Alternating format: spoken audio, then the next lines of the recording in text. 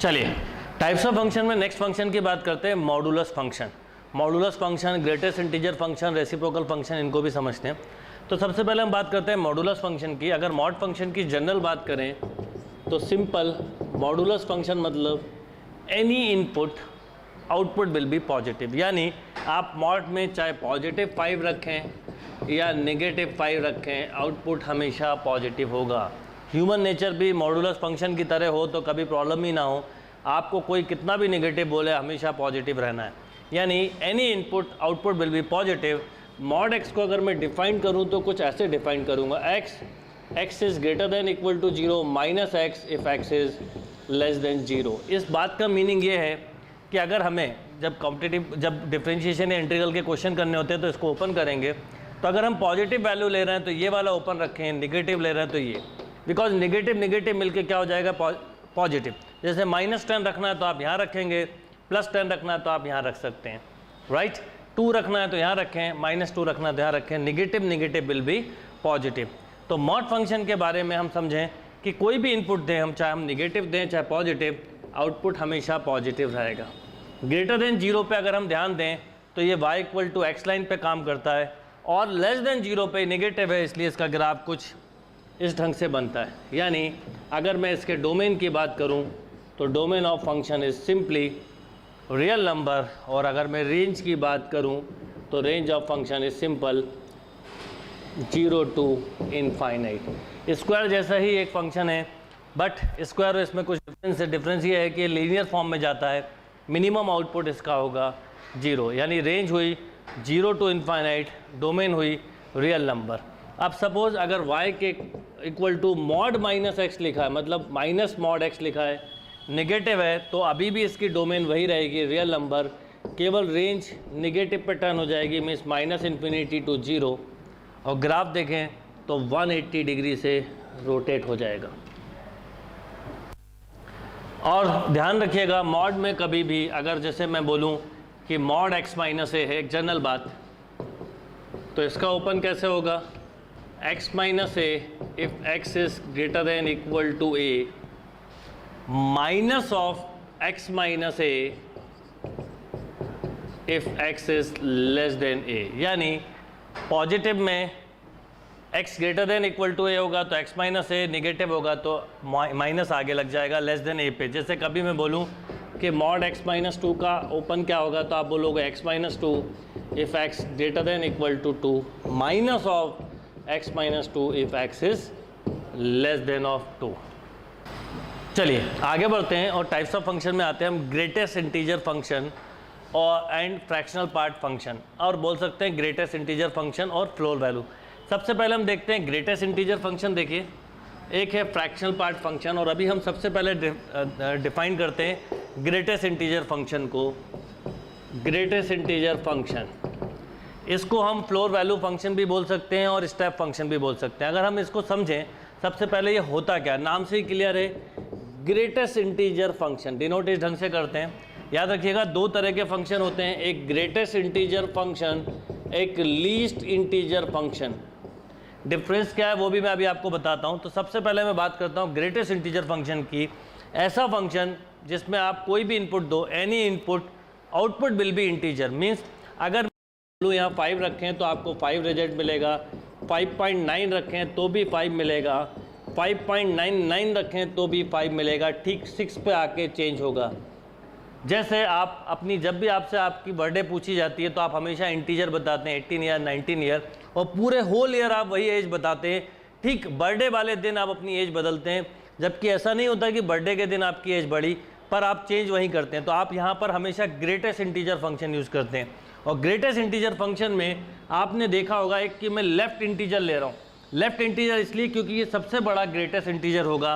-2.5 है तो रिजल्ट -3, -4.5 है रिजल्ट -5, यानी लेफ़्ट में जो इंटीजर आएगा वही रिजल्ट होगा। उसका रीज़न है कि 5.5 के लेफ़्ट में 5 है और राइट में 6 है।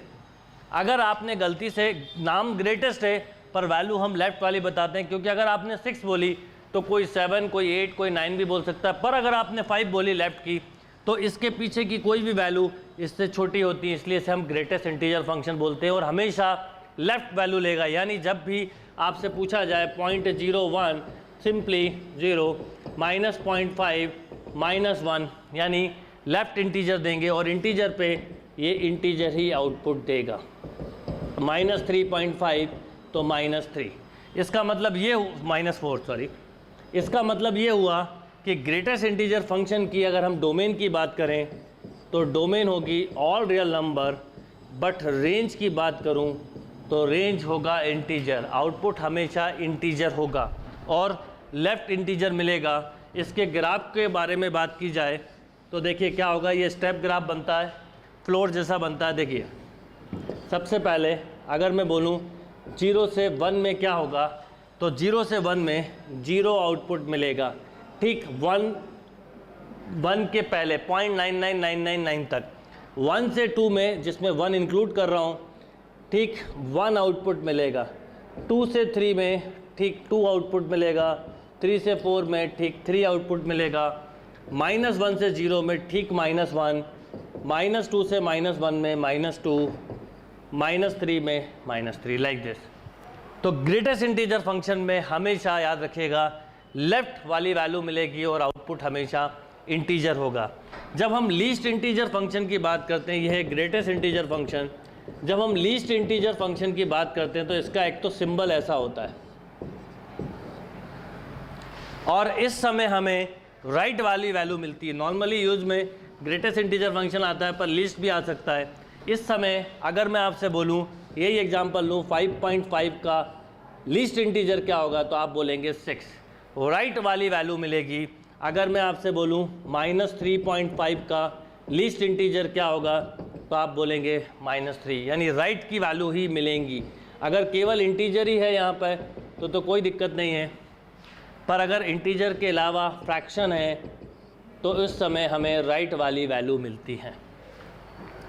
तो इस दोनों केस में हमें इंटीजर वैल्यू ही मिलती है, इसलिए हम इसको ग्रेटेस्ट इंटीजर या लीस्ट इंटीजर फंक्शन बोलते हैं। और दोनों के डोमेन हुई रियल नंबर और रेंज की बात करें तो इन केस इसमें रेंज होगी इंटीजर। चलिए अब अगर मैं बात करूं फ्रैक्शनल पार्ट फंक्शन की, तो सिंपल फ्रैक्शनल पार्ट फंक्शन क्या होता है, f(x) = x minus greatest integer x। अब इसका जो भी रिजल्ट होगा, देखिए आपने मान लीजिए इसमें 5.5 रखा तो क्या होगा, 5.5 माइनस 5.5 यानी 0.5 मिला। अगर मैं 5.99 रखता तो 0.99 मिलता है। इसका मतलब अगर मैं इसके रिजल्ट की बात करूं, डोमेन ऑब्वियसली आप बोलेंगे रियल नंबर। अगर मैं रेंज की बात करूं तो रेंज होगी 0 to 1। 1 ओपन में है। 0 कब मिलेगा, जब ठीक इंटीजर रखेंगे। आपने 5 रखा, 5 - 5 0, 6 - 6 0, 7 - 7 0, बट 7.9999 रखा तो 7.9999 - 7 0.999, यानी 1 नहीं मिल सकता। इसका मतलब ये हुआ कि इसकी रेंज हुई 0 to 1। और अगर हम इसके ग्राफ की स्टडी करें तो देखिए 0 1 2 3 4 -1 -2 लाइक दिस। अब मैं आपसे बोलूं कि 0 से 1 के बीच में आप ऐसे वर्टिकल लाइन ले लें चाहें तो, और ये एक 1 की लाइन ले ली। अगर मैं आपसे बोलूं कि 0 से 1 में, तो 0 पे ठीक 0 और ठीक 1 तक हम ऐसा बोल सकते हैं 0.999 तक 0.999। ये इस तरह का हमें एक आउटपुट यहाँ पर ये मिलेगा, ये लाइक दिस। ऐसा इसका एक ग्राफ बनेगा। यहाँ पर हम ध्यान रखें ओपन बना दें क्योंकि हमें ये वैल्यू नहीं मिल रही है। 2 पर हम नेक्स्ट पे मूव कर जाते हैं, यानी 1 से 1.999 तक यहाँ रखना है, ठीक 2 आएगा अगले पे मूव कर गए। ग्रेटेस्ट इंटीजर में अक्सर इस तरह के क्वेश्चंस आ जाते हैं। जैसे मैं आपसे बोलूँ कि फाइंड द रेंज ऑफ, मान लो इस तरह का एक क्वेश्चन दूँ कि find the range of f(x) =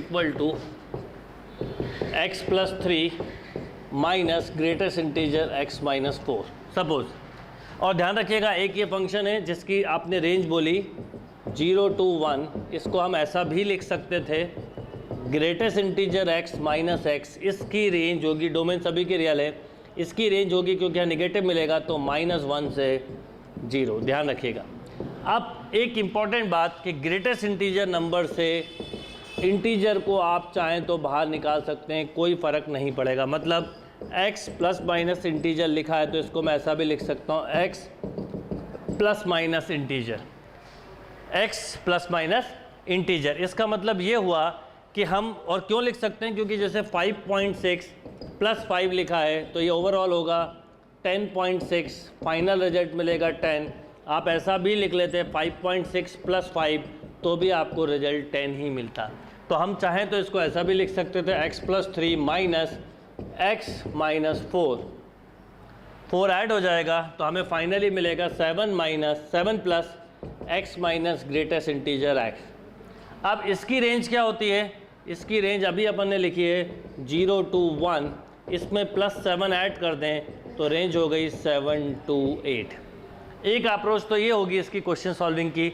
second approach ये हो सकती है कि कभी भी ग्रेटेस्ट इंटीजर फंक्शन से रिलेटेड क्वेश्चन आए तो आप कोई एक इंटीजर रख के देख लीजिए और एक कोई फ्रैक्शन नंबर रख के देख लीजिए, आपको अपने आप रेंज का कंक्लूजन मिल जाएगा। जैसे आपने रखा 5 प्लस 3 हुआ 8, 5 माइनस 4 हुआ 1, 8 माइनस 1 7, तो 7 आउटपुट मिल रहा है। अब आप 5.99 रखते तो आपको 7.99 मिल जाता, यानी 8 तक जा सकते थे। तो जब भी इस तरह का कोई क्वेश्चन आए तो सिंपल सा अप्रोच है कि आप कोई दो इनपुट दे के रख लें, या जो मैंने दो बेसिक फंक्शन बताए हैं उनकी रेंज याद रखें। जैसे मान लो आपको क्वेश्चन आ जाए greatest integer x plus 3 minus x plus 11, तो सिंपल अगर इसकी रेंज पूछिए तो आप इसको ऐसा भी लिख सकते थे, यानी greatest integer x minus x minus of 8। अब इसकी रेंज होती है -1 से 0 और उसमें -8 अगर मैं ऐड कर दूं तो -9 से -8, ये इसकी ओवरऑल रेंज हो जाएगी। तो ग्रेटेस्ट इंटीजर फंक्शन के जब क्वेश्चन आए तो आप बेसिक कंसेप्ट अगर क्लियर रखेंगे तो आपको प्रॉब्लम आएगा ही नहीं। नेक्स्ट क्वेश्चन देखते हैं, f(x) equal to root of greatest integer x minus 5, greatest integer x minus of 5। अब देखिए अंडर रूट के अंदर ग्रेटेस्ट इंटीजर फंक्शन यूज़ किया, मतलब ग्रेटेस्ट इंटीजर x माइनस 5 को ग्रेटर देन और इक्वल टू 0 होना चाहिए, यानी greatest integer x greater then और इक्वल टू 5 होना चाहिए। तो लॉजिकली एक बात समझ में आती है कि अगर आपने यहाँ पर 5 रखा, 5 माइनस 5 0 डिफाइंड है, 5.5 रखते तो भी डिफाइंड है, पर आप अगर 4.9999 भी रखते तो 4 माइनस 5 नॉट डिफाइंड होता। इसका मतलब यहाँ पर हम डोमेन बोलते 5 टू इनफाइनाइट, 5 से बड़ा कोई भी नंबर रख दें ये डिफाइंड रहेगा, कोई प्रॉब्लम नहीं आएगा। चलिए नेक्स्ट क्वेश्चन पे आते हैं। देखिए नेक्स्ट क्वेश्चन क्या है, रूट ऑफ, सेम उसी तरह का क्वेश्चन लिया, root of greatest integer x minus 1 plus 4 minus greatest integer x। यहाँ पर ये ग्रेटेस्ट इंटीजर नेगेटिव है, यहाँ पर 1 में नेगेटिव है। इसका मतलब हम इसको समझें तो यहाँ पर -1 ग्रेटर देन इक्वल टू 0, यानी greatest integer x greater than equal to 1। इसकी डोमेन है 1 टू इनफाइनाइट, 1 से बड़ा कोई भी नंबर रख दें कोई दिक्कत नहीं। पर जब हम यहाँ पर आएंगे तो 4 minus greatest integer x less than equal to 0, यानी greatest integer x less than equal to 4, right, sorry greatest integer x, yes greatest integer x। यहाँ पर अगर हम देखें तो क्या हो जाएगा 4 माइनस ग्रेटेस्ट इंटीजर x, तो ग्रेटेस्ट इंटीजर x की वैल्यू 4 या 4 से कम होना चाहिए, राइट। अब 4 या 4 से कम होना चाहिए, क्योंकि अगर हम देखिए 3 रखेंगे डिफाइंड है, 4.999 भी रखेंगे तो डिफाइंड है, क्योंकि 4.999 पे क्या होगा, देखिए सॉरी यहाँ ग्रेटर देन लिखना था इसीलिए तो ये होगा equal to 4, greatest integer less than equal to 4, right. अब अगर हम समझें कि 4.99 रखता मैं तो मुझे क्या मिलता 4, इसका मतलब मैं 5 नहीं रख सकता था, ठीक 5 रखने पे 5 ही मिलता, पर 4.99 पे 4 मिलता, यानी इसकी डोमेन हुई -इनफाइनाइट टू 4। अब कंबाइंड डोमेन अगर हम देखें तो कंबाइंड डोमेन होगी 1 to 4, 1 to 4। ये 1 से छोटा नहीं हो सकता, ये 4 से बड़ा नहीं हो सकता, ओवरऑल डोमेन इज 1 to 4। इसको ग्रेटर देन इक्वल टू 0 से कंपेयर करना था। और 1 to 4 भी नहीं, यहाँ पर हम एक चीज़ समझें, क्योंकि 4 तो रख ही सकते हैं, 4.999 भी रख सकते हैं, यानी ये आप यहाँ पर -इन्फिनिटी टू 5 बोल सकते थे। तो क्यों ना यहाँ पर हम ओपन इंटरवल में 5 ले लें, 4.999 रख सकते थे। देखिए 4.99 रखते तो क्या होता, अभी हमने एग्जाम्पल भी लिया था, जरा सा भी ध्यान जाएगा तो गलत हो सकता है क्वेश्चन।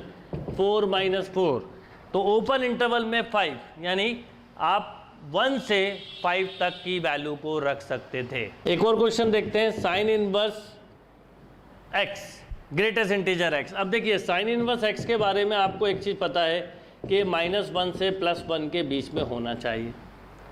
अब ठीक 1 पे तो 1 ही मिलेगा, 1 पॉइंट अगर मैं 1.999 भी रखता तो भी 1 मिलता, बट अगर मैं -1.1 रखता तो -2 मिलता। यानी इसकी अगर लॉजिक से मैं डोमेन समझूं तो मैं बोल सकता हूँ -1 to ओपन इंटरवल 2, क्योंकि हमें इसको कंपेयर करना है ग्रेटेस्ट इंटीजर को -1 से +1 के बीच में, तो -1 से 2 नहीं रखना है, ठीक 2 से छोटी वैल्यू रख सकते थे, यानी 1.9999 तक आप रख सकते थे, कोई प्रॉब्लम नहीं थी।